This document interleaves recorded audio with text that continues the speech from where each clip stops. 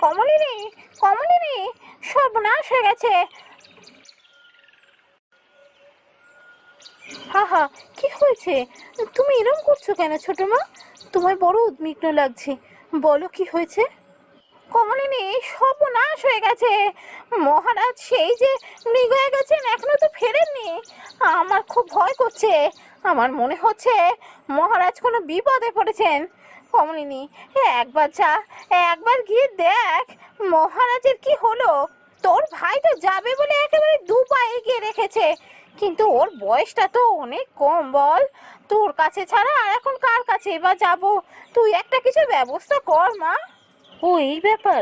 ছোট মা, তুমি এই নিয়ে একদম চিন্তা করো না, এসব আমার মাথায় আছে। আমি লোক পাঠিয়েছি, পিতার খোঁজ খুব শিগগিরই পাওয়া যাবে। লোক পাঠিয়েছিস? না না, ওদের ওপর আমার কোনো ভরসা নেই।